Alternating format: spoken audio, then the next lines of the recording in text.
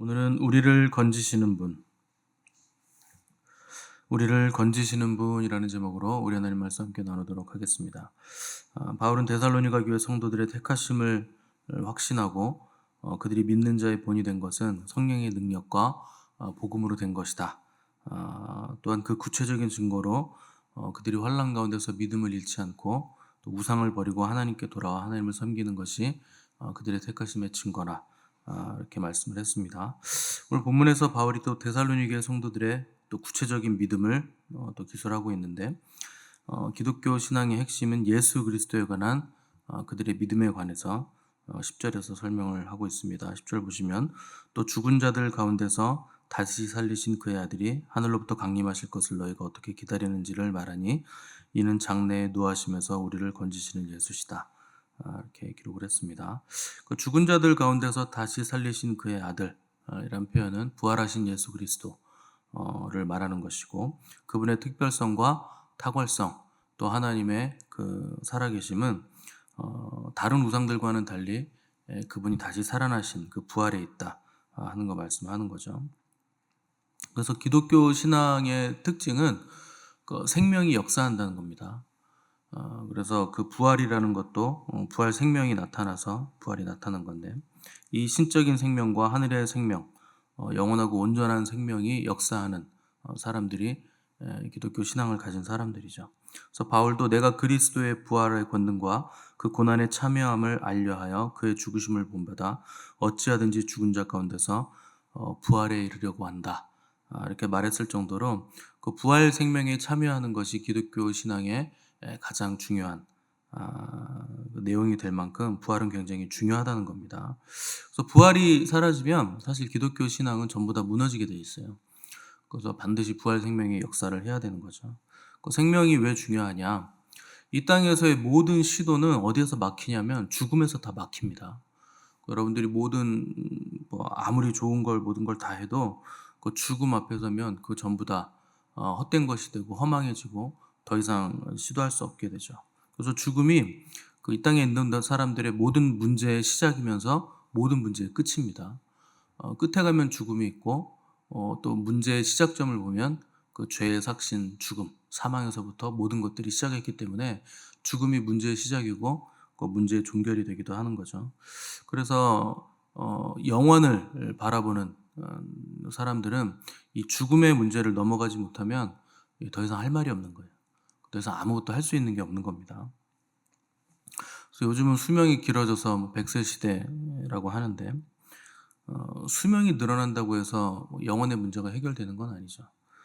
기껏 늘어나 봐야 뭐 10년, 20년 뭐 이렇게 늘어난 건데 그것도 건강하면서 늘어난 것도 아니고 아프면서 그냥 생명을 유지하면서 병원 다니고 약값만 들어가면서 늘어난 거기 때문에 아무런 유익이 안 됩니다. 그래서 생명 연장이 중요한 게 아니고 생명이 중요한 게 아니고 그 연장하는 게 중요한 게 아니고 영원이 중요한 거죠. 그래서 영원한 생명을 우리가 받아서 누리는 거 그게 중요한 건데 그 사람들은 단순히 수명을 늘리기 위해서 그 돈을 쏟아붓습니다. 그래서 뭐 그 돈이 있고 명성이 있고 권력을 가진 사람들은 어떻게 해서든지 늘리고 싶은 게 수명이에요. 그 이 땅에서 모든 걸 다 가졌기 때문에 이 땅을 떠나기가 싫은 거죠. 그래서 이제 수명을 늘리기 위해서 연구하고 실험하고 돈을 쏟아붓는데 영원히 사는 건 불가능합니다. 이 땅에서 영원히 사는 건 불가능해요. 더군다나 뭐 살 수 있다고 해도 죄가 가득한 상태에서 이 땅에서 영원히 사는 건 그건 복이 아니라 저주입니다. 그래서 하나님이 죄 지은 인간을 에덴 동산에서 쫓아내실 때 저들이 생명나무 실과를 먹고 영생할까 하노라. 그걸 염려해서 내보내시죠. 그래서 죄를 지은 상태, 죄가 가득한 상태에서 생명을 계속 잃지 않고 살아간다는 건 굉장한 고통이죠. 더군다나 자기만 또 이렇게 오래 사는 건 더할 나위 없는 고통입니다. 내가 사랑하는 사람들 먼저 다 보내고 내가 아꼈던 사람들 죽는 모습을 계속 봐야 되기 때문에 이렇게 말할 수 없는 고통의 시간들이 되는 거죠. 그래서 영생이란 건 그 죄가 가득한 상태에서 수명이 늘어나는 게 아니고 죄가 해결된 상태에서 예수 그리스도의 영원한 생명을 우리가 받아 누리는 거 그게 영생이고 복이 되는 거죠. 그래서 죄의 문제를 해결한 생명이라야 진짜 생명이라 할 수 있는 겁니다. 사람이 젊었을 때는 이렇게 보면 죽는 거 별로 두려워하지 않죠. 시간이 많고 생명이 많이 있다고 생각하기 때문에 그러는 겁니다. 그래서 전쟁도 젊었을 때 나가는 거고, 싸움도 젊었을 때 하는 거고, 위험한 일도 그 젊은 사람들이 많이 하죠. 그래서 그 자동차 경주를 보면 그 예전에는 뭐 20대 뭐 중후반 사람들이 이렇게 우승을 계속 했는데, 그 요새 우승하는 친구들 보면 10대예요. 그 10대 드라이버가 우승을 많이 합니다. 그만큼 겁이 없다는 거예요. 그 위험을 감수할 수 있고 빠르게 달릴 수 있을 만큼 담대하다. 그러니까 뭐 별로 아끼지 않는다는 거죠. 근데 그런 죽음을 무서워하지 않는 아이들이 오히려 세계적인 레이싱 대회에서 우승하는 거 이제 볼 수 있는데, 여러분들은 자동차 경주를 안 보시죠? 저만 보죠. 근데 그런 그 모습을 보면 그 젊었을 때 남아있는 그 생명이 조금 더 많기 때문에 지금 위험을 감수하는 거죠. 근데 나이 든 사람들 보면 전쟁에 절대 안 나갑니다. 얼마 안 남았거든요. 가지고 있는 생명이 얼마 없고 그 위험을 감수할 수가 없고 또 그만큼 책임도 많기 때문에 책임지지 못할 그 모험에 자기를 던지지 않는 겁니다. 근데 그리스도인들은 그 예수 그리스도를 만나는 순간 영원한 생명을 가진 거예요. 그래서 이제 죽음을 넘어가는 거죠. 그래서 바울이 나는 이 땅에서 사는 것보다 세상을 떠나서 그리스도와 함께 있는 게 훨씬 좋다. 근데 너희들에게 유익하기 때문에 내가 이 땅에 있는 게 더 연장되고 있는 거다. 그것이 너에게 유익하기 때문이다. 그래서 이 땅에서의 삶을 하찮게 여긴 게 아니라 이 땅에서의 삶도 그리스도와 함께 살아가는 거 좋지만 좋은 것보다 훨씬 더 좋은 게 있다는 거예요. 그게 이제 영원한 생명, 이 땅을 떠나서 영광스러운 삶을 예수 그리스도와 함께 얼굴과 얼굴을 맞대고 지내는 거, 사는 거. 그게 훨씬 더 좋은 거라는 거죠. 그래서 우리도 그 예배 시간에 사도신경 할 때 몸이 다시 사는 것과 영원히 사는 것을 믿사옵나이다. 아멘 그러잖아요. 그 마지막에 우리의 몸이 다시 산다는 거예요. 그 부활체가 된다는 겁니다. 우리도 부활해서 몸이 다시 살아서 예수 그리스도와 함께 영원히 산다. 그 고백이 그 우리의 이제 소망이 되는 거죠. 그 몸이 부활하면 육의 몸이 그 부활체로 바뀌는 거예요. 그래서 썩을 것이 썩지 않을 것으로 바뀐다. 약한 것이 강하게 된다. 욕됨이 영광스러움으로 바뀐다는 겁니다. 지금 우리의 몸은 약하고 또 썩을 것이고 아프고 또 욕되다는 건 죄를 짓는다는 겁니다. 그런 몸인데 그런 몸이 완전히 바뀐다는 거예요. 여러분 아침에 일어나면 몸뚱이가 아프잖아요. 여기도 아프고 저기도 아프고 머리도 아프고 다리도 아프고 머리, 어깨, 무릎, 발 다 아프죠. 안 아픈 거 찾는 게 빠르죠. 그게 썩을 몸이라서 그런 거예요. 원래 몸은 아픈 겁니다. 왜 몸은 아픈가? 원래 몸은 아파요. 그 죄 때문에 아픈 것이고 그 육성, 인간의 육적인 생각 때문에 아픈 것이고. 근데 그런 일들이 다 사라진다는 거예요. 부활의 몸을 입으면 아픈 게 없어지는 거예요. 쑤시고 아프고 찌르고 통증이 있고 띵하고 이런 게 다 사라지는 거예요. 그러니까 얼마나 그 소망입니까? 언제 그런 일이 일어나느냐? 하나님의 아들이 하늘로부터 강림하실 때, 그분이 다시 재림하실 때 우리의 몸은 영광스러운 몸으로 바뀌는 거예요. 우리가 그걸 소망하고 그걸 기다린다는 겁니다.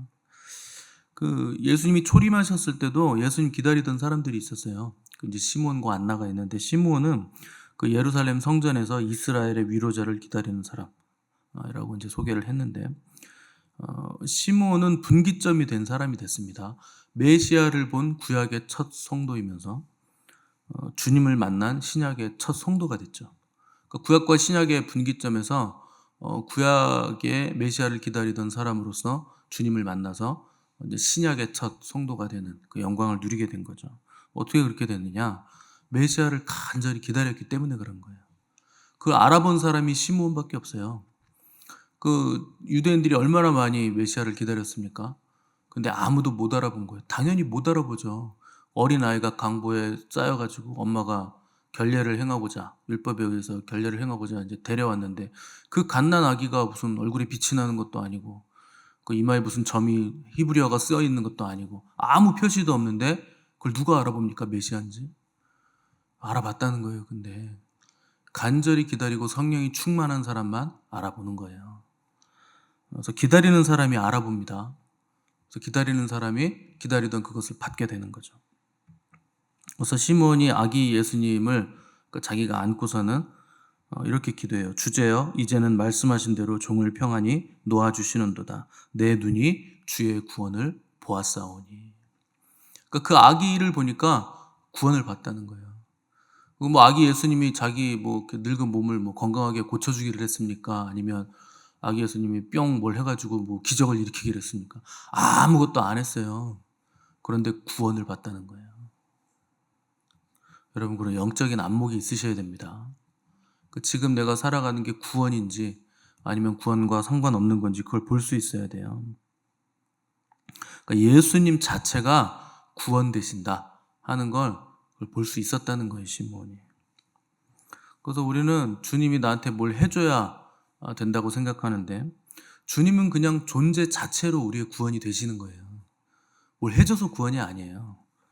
그러니까 우리는 뭐 내 목표와 계획을 세워놓고 주님 이거 해주세요, 저거 이뤄주세요, 여기 고쳐주세요, 저거 수정해주세요, 이거 생기게 해주세요, 저거 땜빵 해주세요, 계속 이런 거 얘기하는데 그렇게 해서 충만을 이룰 수 있는 게 아닙니다. 그냥 주님이 내 안에 오셔야, 내 안에서 충만해 주셔야, 그래야 충만이 되는 거예요. 그 주님으로 충만한 사람들은 주님이 커졌기 때문에 주님을 보게 되죠. 그 주님을 본다는 건 나의 추함을 보게 되는 것이고 나의 죄악을 보게 된다는 뜻입니다. 그러니까 우리가 굉장히 이렇게 뛰어난 사람을 보면, 큰 사람을 보면 자기 작음을 보게 되잖아요. 그래서 예전에 그 굉장히 유명한 그 철학자가, 그 비트겐슈타인이 굉장히 젊었을 때 잠깐 대화를 나눴는데, 그 나이가 많은 똑똑한 철학자가 그 젊은 철학자와 대화를 하고서 좌절을 합니다. 지금까지 나는 헛살았구나, 이런 생각을 해요. 이 사람이 너무나 똑똑하고 철학적으로 너무나 뛰어나니까 대화 몇 마디 나눠보고 좌절해버린 거예요. 그러니까 자기보다 굉장히 뛰어난 사람 앞에 서면 그 사람을 보고 나도 그렇게 돼야지, 따라가야지, 이런 생각을 못해요. 너무 벽이 크기 때문에 그런 사람을 보면 자기를 보게 됩니다. 그리고 좌절하게 되는 거예요. 그러니까 주님을 보는 사람들은 자기의 죄성을 보게 돼 있고 회개할 것밖에 없어요. 주님이 너무나 아름다우시고 너무나 존귀하시고 영광스럽기 때문에 다른 소리 할 게 없어요. 이사야서 6장에 보시면 그 우시야 왕이 죽던, 우시야 왕은 이제 굉장히 뛰어난 왕이에요. 종교 개혁을 일으켰던 왕인데, 이스라엘에게는 굉장히 탁월함을 가졌던 왕이죠. 그러니까 몇 안 되는 선한 왕이면서 종교 개혁을 일으킨 굉장히 뛰어난 왕, 손가락에 꼽을 만한 왕인데 우시야 왕이 죽었다는 거예요. 그러니까 얼마나 이게 좌절스러운 상황입니까? 그때 이사야가 그 하늘 보좌에 올라갑니다.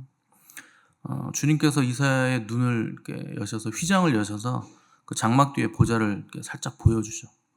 근데 이사야 선지자가 그걸 보고서 터진 것은 회개였습니다. 막 영광 거룩 이런 거 터진 거 아니에요. 화로다 나여 망하게 되었다, 절규한 거예요. 하나님의 보좌 앞에 서니까 뭘 봅니까? 그동안 내가 했던 모든 무익한 말들, 그게 생각이 나더라는 거예요. 그래서 천사가 와서 제단 숯불로 입술을 찢어버리잖아요. 이제 네가 거룩하게 되었다. 그러니까 우리가 주님이 커지면 내가 했던 말들, 그거 심판받을 거, 근데 그게 두려운 거예요. 그래서 행한 일들, 내 입에서 나온 신성모독적인 말들, 이웃과 동료들을 향한 비박의 말들, 판단의 말들, 원망, 불만, 불평들, 이게 다 생각나는 거죠. 견딜 수 없는 거죠. 그래서 입술의 심판만 생각해도 다른 거 심판 다 제껴놓고 우리 입술로 범죄한 그 입술만 심판을 해도 살아날 자가 없는 거예요. 그 하나님의 불꽃 같은 눈앞에서 견딜 자가 없는 거예요. 그래서 우리가 뭘 소망하느냐? 주님을 소망하는 거예요. 주님이 오셔서 우리를 변호해 주실 것이기 때문에, 주님의 의로 우리를 덮어주실 것이기 때문에 주님을 소망하는 거예요. 주님 아니면 살아남을 방법이 없으니까. 그래서 오늘 본문에서도 바울이 장래의 노하심에서 우리를 건지시는 예수라, 이렇게 10절 하반절에서 표현을 하고 있는 겁니다. 하나님의 심판은 공의로워요. 정당하고 합당합니다. 그 진노와 심판에서 살아남을 자가 아무도 없어요. 그래서 건지실 수 있는 분은 오직 예수 그리스도, 우리 주님이 유일하십니다. 때문에 그분이 다시 오시는 그날을 기다리는 건 두려움의 기다림이 아니죠. 우리에게는 구원의 날이고 모두에게, 저와 여러분들에게 축제의 날이죠. 그래서 그 주님이 다시 오실 그날이 우리가 하루하루 살아갈 때마다 날로 가까이 다가오는 거예요. 그럼 우리가 어떻게 살아야 되는 것인가? 시간이 얼마나 짧은가 하는 걸 우리가 알게 되죠. 영원을 생각하면 이 땅에서의 시간은 시간이라고 할 수도 없어요. 영원이라는 건 뭐 시간적인 개념 그 이상의 것이지만 시간만 딱 띄어서 영원을 생각하면 너무나 짧은 겁니다. 근데 우리는 여기서 영원히 살 것처럼 아둥바둥하죠. 땅에 있는 것들 때문에 아둥바둥하면서 땅에 있는 것들을 위해서 살고 투자하면 그 주님께 드릴 것이 없어요. 영원을 위해 쌓은 것이 없으면 주님께 드릴 게 하나도 없는 거예요. 땅의 것은 다 썩습니다. 땅은 전부 변해요. 변한다는 건 영원한 가치가 없다는 뜻이고 다 썩는다는 뜻이에요. 그럼 영원의 시간으로 넘어가면, 영원의 때로 넘어가면 썩는 것들은 남는 게 하나도 없는 거예요. 다 가치가 없는 것들이에요. 그 썩는 것들을 통해서 어떤 가치를 만들어내는 것에 써야지, 썩는 것 자체를 위해서 시간을 자꾸 투자하고 에너지를 투자하면 남는 게 하나도 없는 겁니다. 그래서 사람들은 쓰레기를 심고 쓰레기를 걷어놓고서 화를 냅니다. 왜 이놈께 왜 썩지? 막 이렇게 화를 내요. 아니 자기가 썩는 거에 투자했잖아요. 그러니까 다 썩는 거죠. 그래서 하늘의 것을 위해서 여러분 심으시기 바랍니다. 가지고 있는 모든 자원이 자원 그 자체가 목적이 아니에요. 그걸 가지고 하늘의 가치가 있는 영원한 어떤 것에 심으라는 거예요.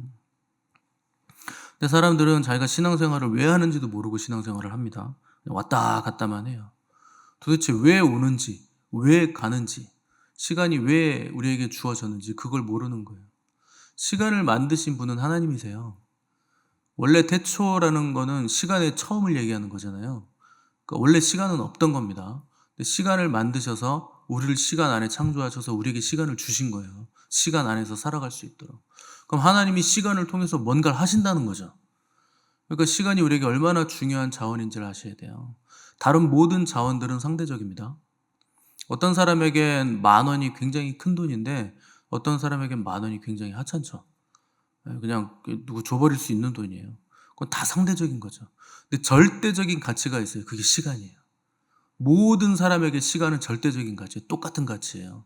누구에겐 시간이 하찮고 누구에겐 시간이 귀하고 이런 거 없어요. 전부 다 우리가 영혼을 만들어가는 그 자원으로 주신 거죠. 그 시간을 통해서 하나님이 뭔가를 하시겠다고 우리를 시간 안에 두신 건데 그걸 허비하지 말라는 겁니다.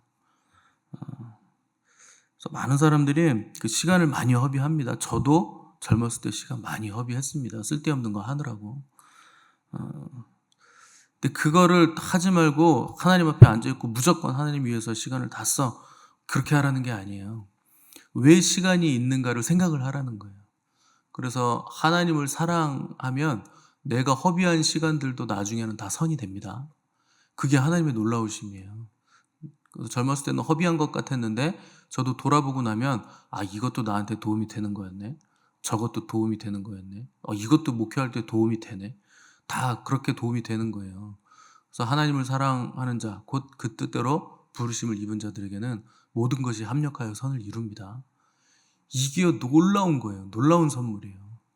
다 허비하고 다 낭비한 것 같은데 나중에 보니까 다 선이 되더라는 거예요.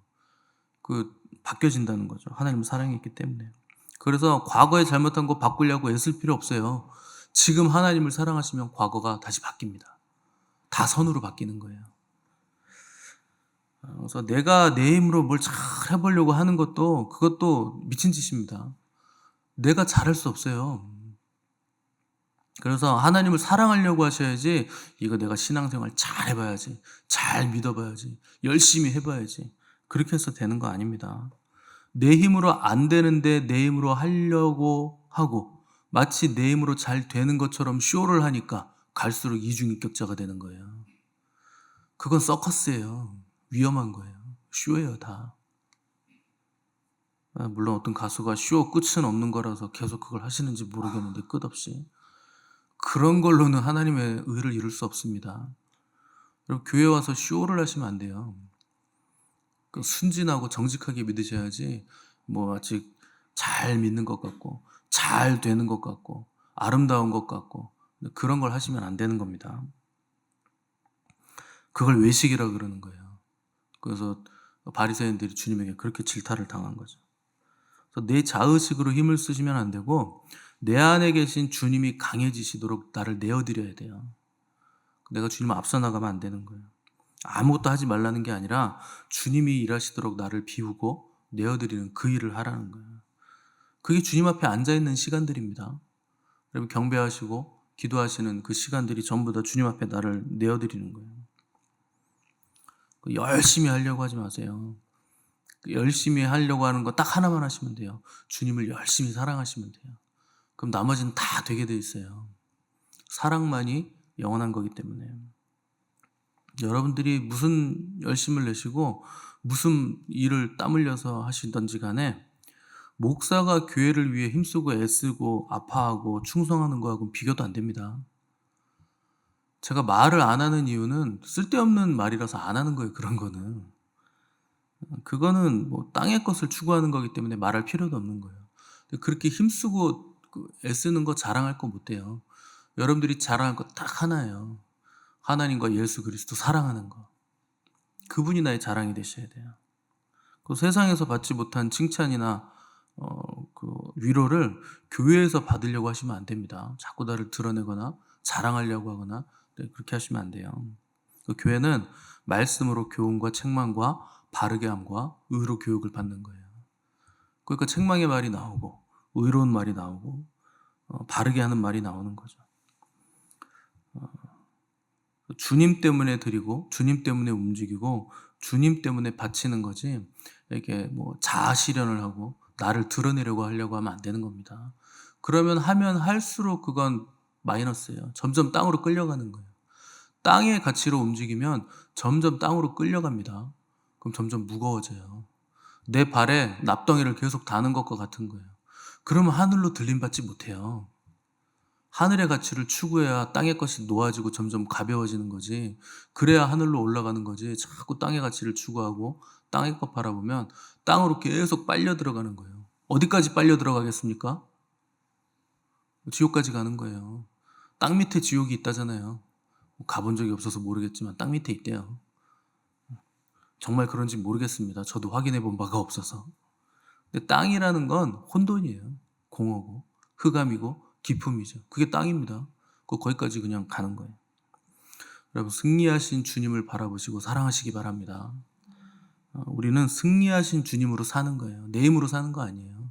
내가 사는 것 같겠지만 천만의 말씀. 주님이 주시는 힘으로 사는 거예요. 주님이 사시는 거예요. 슬픔도 가난도 질병도 아픔도 다 주님으로 이기는 거예요. 그래서 주님이 나의 부요함 되시고 주님이 나의 강건함 되시고 주님이 나의 기쁨 되시고 다 이기는 승리가 되시는 겁니다.